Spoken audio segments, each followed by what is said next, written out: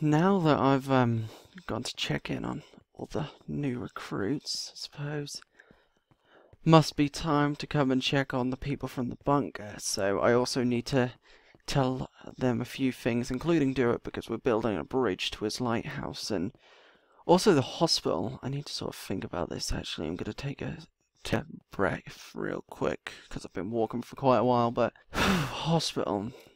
Well, this is going to be interesting because we're not going to use all of the floors. I mean, we're never going to have that many people that we need all of the floors. I'm just trying to think. I mean, we could definitely, I'm sure that it's, I mean, I'm trying to think now. There's definitely a machine in there that we can use to connect to the database, or the medical database, basically. So get everyone's medical data and stuff like that. So if we can get that working, we could potentially have all the medical data on everyone here, so we know what they're allergic to, what they're, you know, just have everything backed up on a machine would be very handy, especially considering we've now got the electricity working, so we can just run it to the hospital. And like I said, we're not going to need all of the floors, so probably only need the first few, so we'd maybe need 5 or 6 floors, and then it's probably best to go to the top floor too, only because that's where Arla, Joey, and Leela were staying, and there is a lot of like decorations and furniture up there, which could be used to not only decorate other hospital rooms from downstairs, but also for other people's houses. So that could be interesting because, by the sounds of it, they went through the floors, took the medical supplies they could get, and took the furniture and decorations they could find from the lower floors to take them up to the top floor to make it feel more homely for themselves, which is kind of interesting, but I suppose it makes sense. I mean, you don't want to feel uncomfortable. I mean, you know, there's an apocalypse going on with walkers, and, you know, I mean, you don't exactly want to feel more uncomfortable than you have to be, and to be fair, you have to be quite uncomfortable, because, I'll be completely honest, this world has pushed me way out of my comfort zone, so I suppose in a way that's a good thing. But right, let's follow this path, and then they should, wow, they've made a fair amount of progress. Luna's house is up there. It's so crazy to think that Luna's house was up there the entire time and they were living here.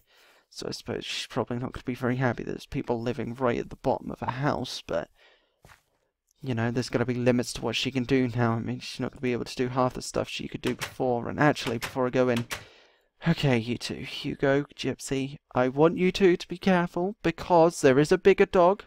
There is a dog named Zeke here, and if you two aren't careful, he will... I don't think he'd attack you. He seems like a well-trained dog, but he's a lot bigger than you two, okay? I know you're a cat, but Hugo, you are very small compared to your brothers and sister, you know, because sadly you are the runt of the litter, which is why I had to hand feed you, and no one else, you know, really wanted to take you, but I wanted to, because I wanted a new puppy anyway, because Buddy was getting lonely, and then the fact that I found a kitten too is pretty cool. Luckily, I, you know, did find you outside the walls. You were lucky, to be fair, Gypsy. It's quite nice because you're both really small for the size that you should be, you know, especially you, Hugo. But it's nice because you two get along, and why am I talking to them like that? I don't know. Either way, you got friends now, and, you know, I saved you from walkers, so you're alright now, and let's just get talking, okay? Let's stop doing this, and I'm going to shut the gates behind me, because you could just climb over the wall anyway, look, see? Right, I'm going to talk to Do It first. I know Seth's over there, but... Hey! Hello! Ryan, right? Yeah, and you're Do It, the lighthouse keeper. Yeah, that's me. You're the people person, as you called it. So are you here to see how we're getting on? Pretty much, and to also tell you we're constructing a bridge, so that you can live in your lighthouse if you wanted to. You're really doing that? Yeah, I mean, it's your home. You should live there. I mean, as far as we can tell, it's completely untouched. So all of my belongings are probably still there and intact. I mean, hopefully. We can't see any sign of anyone being there, so I'm going to say yes. That's great. Thank you. It's completely fine. It'll help to have someone keeping an eye out from the lighthouse anyway. Yeah, I'm honestly not really used to this whole apocalypse thing. I know it's been a few years, but I've only ever been out maybe 5 times when Seth went out to get supplies. Killed maybe 10 or so of the infected. I see. Is that all written in your application? It is, yeah. Good. I'll read those when I get a chance, and then I'll come back here and let you know when the bridge is complete. Thank you, Ryan. I'm glad you took the risk of coming down to the bunker. You knew there was a high chance of Seth and Jenna shooting you, and you still did it. Yeah, well, Alison is a close friend of mine, I thought she was dead, so it was worth the risk. Plus, you guys having a safe place to stay is really just a bonus, Plus, we have you guys here, and you bring so many things to the table, so that's just a bonus, So, anyway, I'll see you around because I've got to sort of speak to Seth, and I saw that you two were then sniffing around Zeke then. And Zeke was sniffing around too, and luckily he didn't do anything, see? So I knew he was a good trained dog anyway. Right, sorry, Jenna. Hey, Seth. Ryan Forrester. Seth Ford. How are you all getting on? We built up a little stable for our mule. Then we found 2 sheep and put them there too. Getting comfortable. That's good. Yeah, so you've done your job. I've also noticed what everyone's been calling us. Oh, what's that? Vault dwellers. That's what they're calling us. Well, I don't think that's exactly an insult. You've been living in a bunker, which could also kind of be known as a vault. Yeah, I got that part. I still don't like it. Okay, then tell them that. Go and introduce yourselves, and then they'll call you by your names instead. I know. I should, and I will. Anything else you need? Nope, maybe just to talk to people? Fair enough. Go right ahead.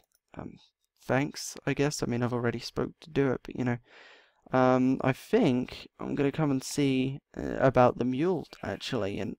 Oh, that's the robot from before. The 2 sheeps, but... 2 sheep, not sheeps. That's the robot. It's pretty cool because it's walking around and it looks like it's noticing me, I guess. It's kind of... I don't know, it's just really cool. I like it. Don't know who built it, but it's really cool anyway, and there's the mule. It's cool. Hi. I like your robot. I think it's yours, right? You scared me, but thanks. So it was you who built it? Yeah, it's me.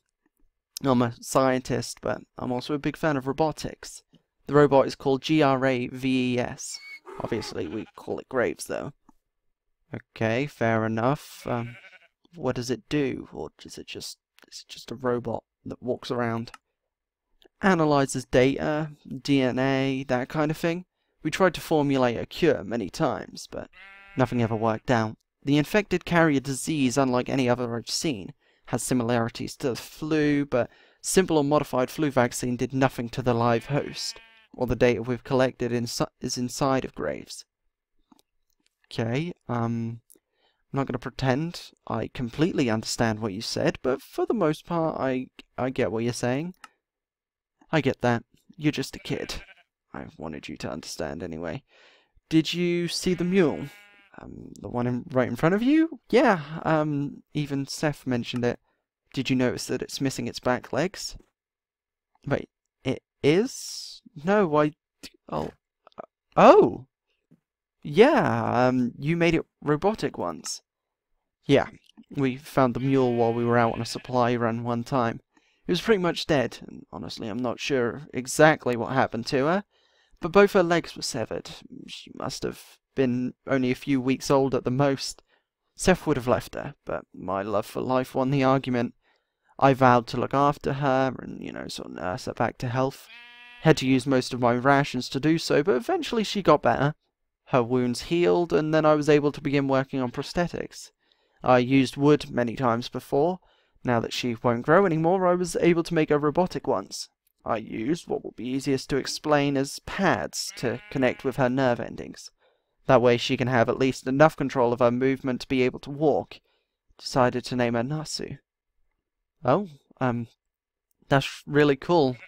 We've actually done the same thing with the pads, but I mean, it only gives minimal mobility, but it works. I mean, we've got a guy that can somewhat, I mean, I wouldn't say he can grip his hand or actually use it for anything, but he can, like, if he would say, if his hand was there and he were to make a fist, he'd, use his nerves to do that, and then within a few seconds, it makes, as close to a fist as possibly can.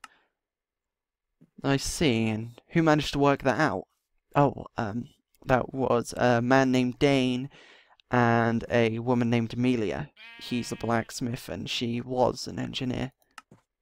Was? Yeah, she didn't make it. We had an incident with another much larger group and they overran our last community. I'm sorry to hear that. We had a lot of others with us at the start, when we were set up in the army camp. Everyone but us got infected. Sorry to hear that.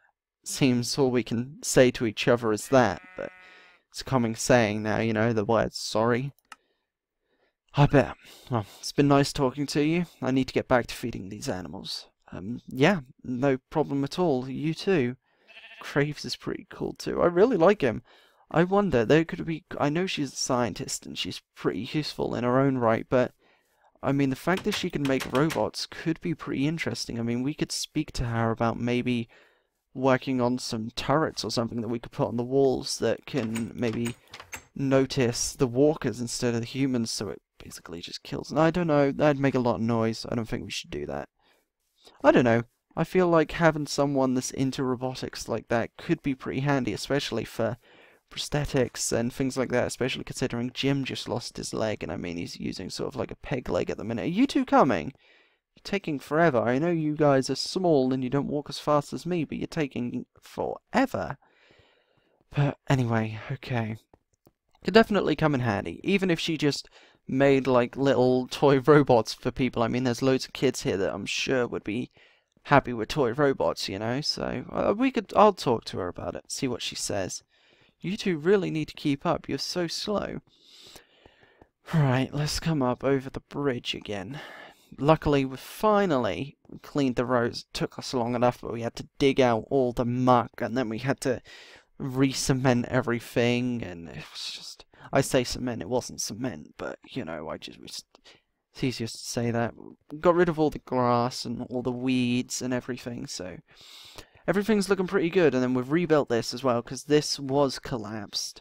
So we had to sort of fix that, and everyone's living in their houses now, and, it's pretty good. And then we had to dig away this mountain, because well, I say mountain, we had to dig away this hill, because it had collapsed in the road, and it's still kinda... we got to work on it, because it's just, so much... There's still loads of work to do. I suppose that's what I'm really trying to say here. There is so much work to be done, and we're just slowly doing it. Including this tree. I mean, I kind of want to cut this tree down, but at the same time, I kind of like it. And I know that sounds a little bit strange, but I kind of like how it looks, the same as this tree. I would have cut it down by now, because, but I kind of like how they look. And we've got Xena and Dr. Everett, but... I say Xena, I need to say Z because that's what she wants to be known as, so I kind of need to listen to that. It's like if I wanted to be called something, they were all calling me Ryan when I didn't want them to, so I still gotta respect that, but... I suppose I could talk to Allison as well, actually, see how they're getting on. I mean, her and Donovan seem to be pretty happy, and I do like what he's done here. I mean, I don't know quite what he's going to be doing, whether he's going to be building a house or whether he's going to be staying in the RV for the rest of his life, but as far as I'm aware, he's got a working fridge, he's got a working oven, he has got, I don't know if he's got anything else in there, but he's got solar panels, so potentially he could put a TV in there if he really wanted to, and he could have working TV, because the solar panels work, and I mean, he's got the little table. I do really like it, though, how he's got it set up so that people could... so that he could sit under there at the table and eat, and, I do really like that. I don't know why. There's just something about that that I really like, and you two are still following me. I'll talk to him anyway. They just seem to be talking, and I don't want to interrupt, but, hey, you two. I see you've gone back to wearing jumpers again. I mean, I know it's pretty cold out at the minute, so it makes sense, but also, I don't understand. I mean, that's a badge, right? I mean, it doesn't look like, it kind of looks like a sticker, but at the same time it's not, because you have it, it's the same one on everything, right? So it is a badge. Thought so. Don't know what it, actually, no, I do know what it represents. It's your work, right? ADU? Yeah. Makes sense, I guess. Anyway, I'm gonna talk to Alison real quick. Hey. Oh, hey, Ryan. You two catching up by the looks of it? Yeah, we just got finished eating. You showed me the museum, but you didn't tell me about the statue of me. Yeah, I figured it would be a little much for you, you know, since you only just got back. I mean, I'm not overly happy about it, but I understand why people wanted to do it. Because if I had died, it would have been a sacrifice to the community. So they wanted something to remember that. Yeah. And I also wanted to say sorry for putting the statue in the room with Negan and Claw. It's sort of, we wanted it to be on display, and it was the most open part of the museum, so don't be. It's alright, I didn't know Claw, really, and as for Negan, Callum is his son. So really I don't mind. Although it probably would look better on top of the museum entrance. Oh, right, yeah, I bet. But then people would just keep asking you why there's a statue of you on the museum, wouldn't they? You know, I mean, they'll still probably ask you that even though it's in the museum, but if it was at the entrance, so you were like stood as you walk through the, not as you walk through the door, but as you get to the front of the museum, if there was just a giant statue of you, I think people would be asking you why a lot, you know? And I'll tell them, I died during the expansion, and now I'm a ghost. Okay, why are you so full of jokes? That's the second one you've made in the past few seconds. I don't know, it's just seeing this place, you know, seeing the people, seeing the amount of people, it's amazing, Ryan, it truly is, and it's not like before. I mean, it's close, but it's better. I feel like I can go back to my normal self like I was before all of this. Put away all the fear I had and be more open. I don't need these invisible walls around me. I can talk to people, I can be happy.